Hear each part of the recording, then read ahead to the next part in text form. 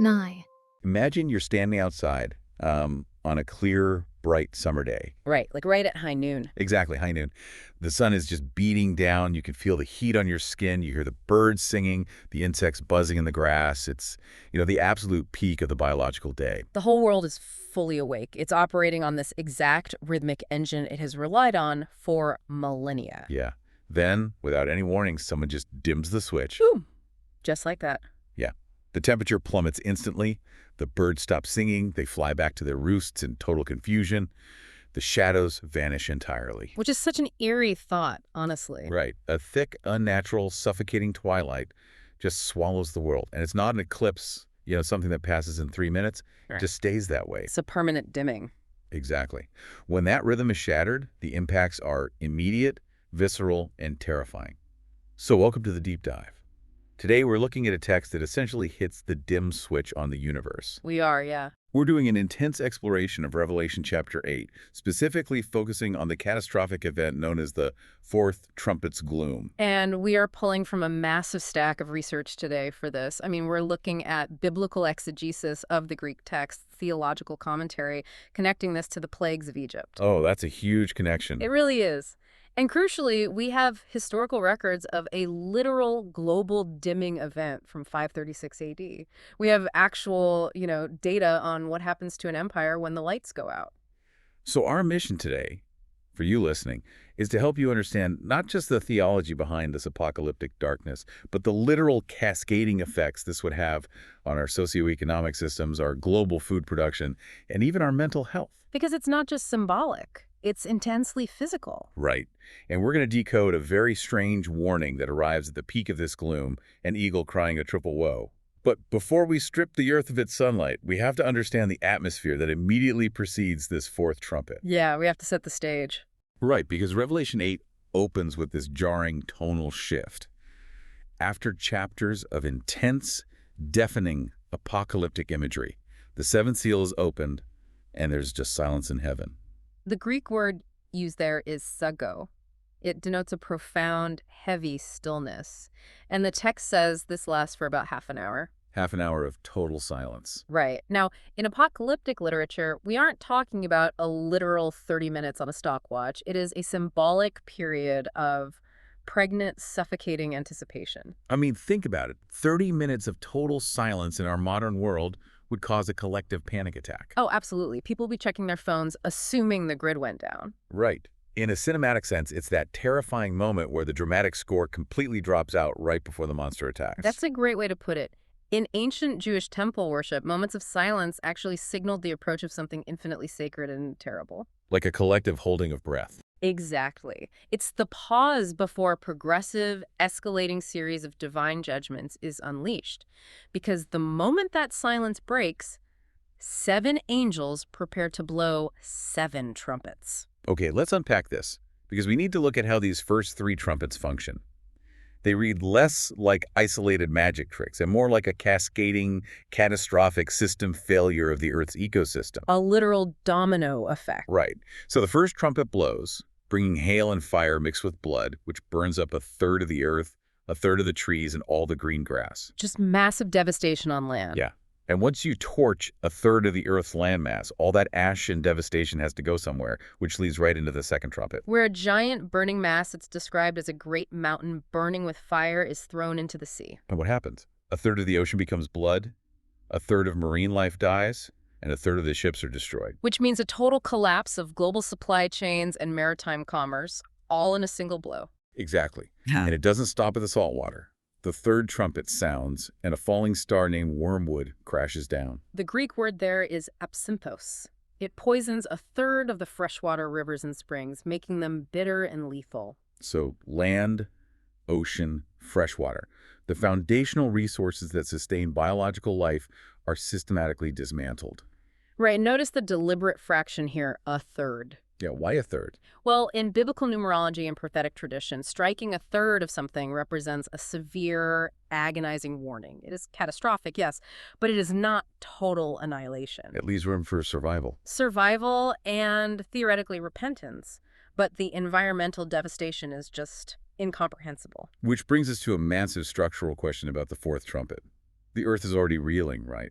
Forests are burning, oceans are toxic, global trade has collapsed. It's a mess. So is the upcoming darkness of the Fourth Trumpet a direct physical result of all that smoke, ash, and atmospheric pollution from the first three fires? Like a global nuclear winter blocking out the sun? Or is the text describing a separate supernatural event? Well, the historical and theological commentators are actually split on this. Really? They don't agree. Not entirely, no. Some scholars look at the unimaginable volume of atmospheric debris that would be generated by global fires and a mountain-sized object hitting the ocean. Right, there would be so much smoke. Exactly. Yeah. So they see a direct causal link, a thick, impenetrable cloud cover choking the troposphere. But others point to the specific, targeted language of the Fourth Trumpet itself. What does it say exactly? Revelation 8.11 says, "A third of the sun, moon, and stars are struck, so their light is darkened, keeping a third of the day and night from shining." Ah, so it's not just clouds blocking the light. Right. It implies a localized muting of the celestial bodies themselves. It's a direct assault on the heavens rather than just a dirty atmosphere. The wrath targets the sky this time, not the land or sea. Wow. And that forces a direct parallel back to the book of Exodus, doesn't it? Oh, completely. Specifically, the ninth plague of Egypt, where Moses stretches out his hand, and a darkness that can be felt covers the land for 3 days. A darkness that can be felt. That phrase always gets me. And our sources show that throughout the Old Testament prophets, Amos, Joel, Isaiah, Ezekiel, dramatic heavenly signs and the dimming of the sun are always the ultimate indicator of the day of the Lord. Yes. Amos 8.9 literally says, "I will make the sun go down at noon and darken the earth in broad daylight." Here's where it gets really interesting, though. But let me push back on this terror aspect for a second. Okay, go for it. If I'm an ancient farmer, or even a modern one, and the sky goes dark at noon, I'm definitely panicking about my wheat crop. I'm furious about the physical disruption. Sure, you're losing your livelihood. Right. But am I experiencing profound spiritual terror? Like, why do theologians jump straight to psychological and spiritual dread instead of just assuming people are extremely frustrated by the physical punishment? Well, what's fascinating here is how human neurochemistry and ancient cosmology interact. You really cannot separate the physical from the psychological when it comes to sunlight. How so? In the ancient mindset, the sun rising every day was the primary proof of God's covenant that the world would continue. When that stops, the foundational promise of reality is broken. Wow, okay. And in Jewish apocalyptic literature from the Second Temple period, like the animal apocalypse, darkness isn't just an absence of photons. It's more than that. Much more. Light is intrinsically linked to divine order, truth, and the sustaining presence of God. So unnatural darkness represents the withdrawal of that presence. Oh, I see. It is literally the environment in which demonic activity thrives. It produces profound despair. Okay, so it's not just a bad day for farming.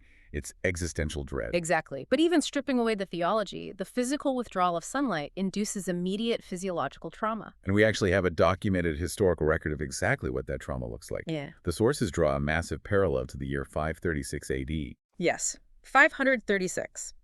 Historians routinely refer to it as the absolute worst year to be alive in human history. The worst year, period. Without a doubt. It was triggered by a massive volcanic eruption, likely in Iceland or Indonesia, which ejected millions of tons of sulfur and ash into the stratosphere. Creating a global dimming event. Right. It created this mysterious fog that blanketed Europe, the Middle East, and parts of Asia for a full 18 months. 18 months without proper sunlight. We have letters from a Roman statesman named Cassiodorus, and his accounts of 556 AD are chilling, because they sound exactly like the Fourth Trumpet. What did he write? He wrote that the sun seemed to have lost its usual light and took on a bluish, eerie color. A blue sun. Yeah. And he noted that people were terrified because they couldn't see their own shadows at high noon. That is just so unsettling. Right. He said the heat of the sun was wasted into feebleness, and even the full moon looked empty and dead. It's like turning the Earth's thermostat down to freezing while simultaneously unplugging all the global grow lights. And when you unplug those grow lights, the ecological cascade is brutal. I mean, solar radiation is the engine of photosynthesis. Without it, everything stops. Exactly. When you reduce that light and heat by even a few degrees globally, you completely disrupt the reproductive cycles of flora. And Cassiodorus mentioned this, right? The crops. Yeah, he wrote that the summer crops were chilled by north winds and farmers were terrified of frost in the middle of July. Frost in July. Right, because wheat, Barley and grapes require specific temperature cues to germinate and ripen. Without those cues, the crops just stall and die in the fields. And when the primary producers die, the herbivores starve. The wildlife is absolutely decimated. We are talking about a total collapse of the food web. Which is exactly what happened. In 536 AD, this triggered widespread drought, a catastrophic famine across the Roman Empire, and eventually, mass death. Which brings us back to that psychological question from earlier. Yeah. How does a sudden drop in sunlight and the collapse of the food supply dismantle the human mind? How does society break down? Well, human biology is entirely tethered to circadian rhythms, right? And those are dictated by light hitting the retina. Yeah. That light regulates the pineal gland. When you plunge a population into perpetual twilight, serotonin production just plummets. Which leads to depression. Severe depression, lethargy, and aggression. On top of that, melatonin regulation is destroyed, meaning people cannot achieve REM sleep. So nobody's sleeping properly either. Right. And chronic sleep deprivation leads to paranoia and rapid cognitive decline. It is basically an apocalyptic scale of seasonal affective disorder. That's terrifying. You have an entire global population simultaneously experiencing severe sleep deprivation and neurochemical depression. Yes. Add physical starvation on top of that broken neurochemistry, and the social contract just evaporates, doesn't it? It's gone.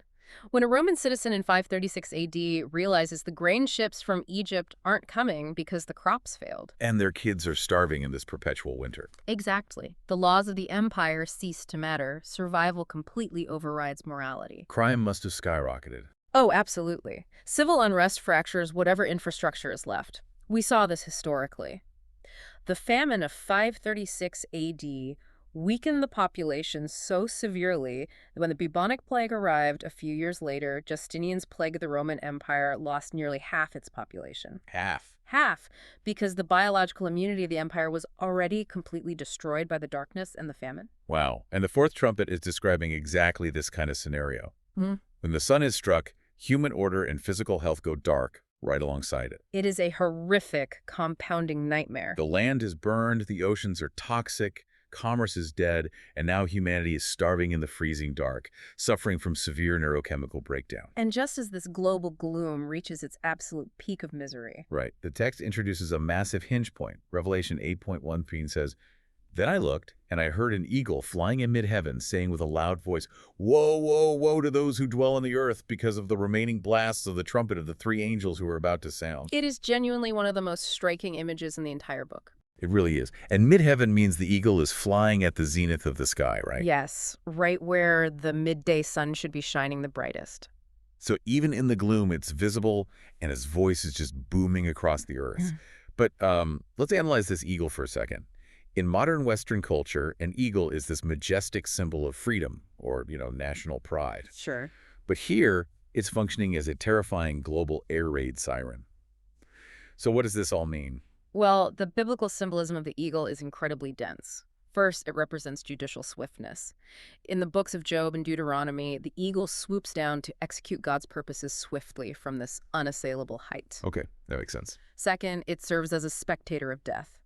Prophets like Jeremiah and Hosea use the eagle, or sometimes translated as vulture, to depict impending judgment against nations that broke their covenants. Like a bird of prey circling a dying, rotting world. Honestly, an eagle screaming woe from a blackened sky doesn't sound like anything other than psychological torture. I mean, a bird of prey circling a starving planet, announcing that things are about to get worse. This sounds bleak. It sounds hopeless. But our sources suggest this eagle is actually a symbol of covenant mercy. How does a global air raid siren announcing more destruction equal mercy? If we connect this to the bigger picture, consider the function of a siren. It doesn't drop the bombs, right? No, it tells you to take cover. Exactly, it tells you to hide. In Exodus 19, God tells Israel, "I bore you on eagle's wings and brought you to myself." The eagle represents divine rescue. Okay, I see. By screaming, "Whoa, whoa, whoa," and the Greek word there is way, which is an expression of severe lamentation and distress, it is giving a final, desperate warning. So the warning itself is the mercy. Right. The fact that God sends a herald to announce the coming judgments rather than just wiping the earth clean in an instant is the merciful act. It is a demand to wake up. Because, as we established earlier, the trumpet judgments up to this point have only struck a third of everything. They are severe warnings, not final executions. Exactly.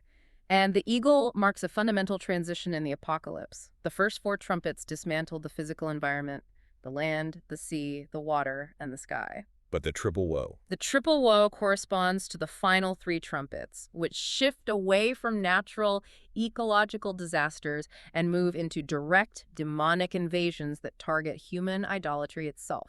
Wow. And the eagle specifically directs this warning to a very particular demographic. It says, to those who dwell on the earth. Right.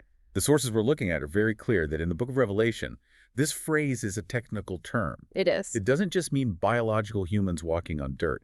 It is a spiritual designation for the unregenerates, the people who actively, repeatedly reject God and align themselves with the beast. It is a crucial distinction that completely changes how we read the rest of the book. How? Well, while the ecological collapse of the first four trumpets affects the physical environment that everyone shares, both the righteous and the wicked suffer when the crops fail. Right, starvation doesn't discriminate. Exactly.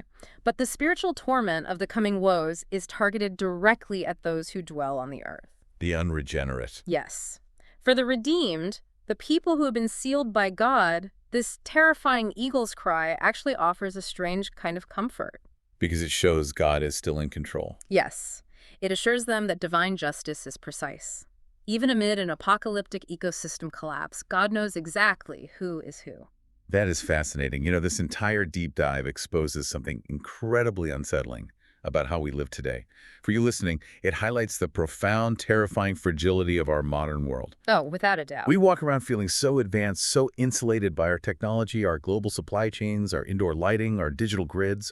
We just assume the rhythm of the world is guaranteed. We really suffer from a modern hubris.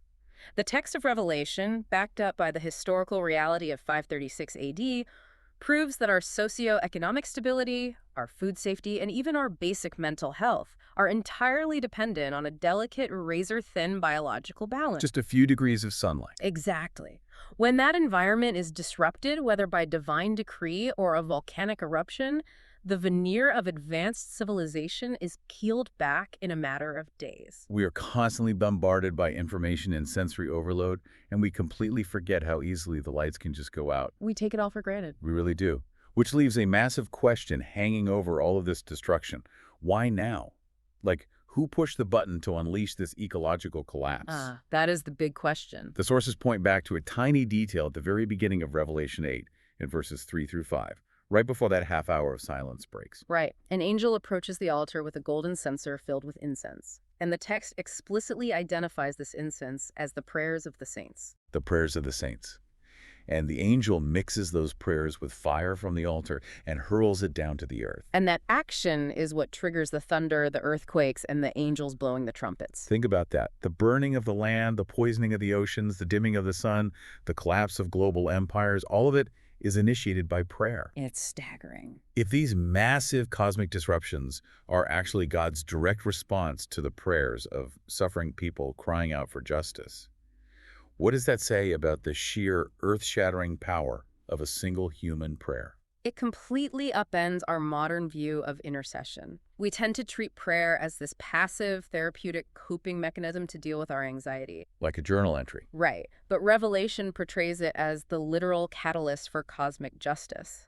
The universe is dismantled because God is answering his people. It makes you reevaluate everything. The next time you're standing outside at high noon, feeling the heat of the sun on your skin, listening to the predictable, comfortable rhythm of the world, remember how fragile those systems actually are. They can be gone in an instant. And remember that the same power capable of suddenly dimming the switch on the sun is the exact same power listening to you. Nye.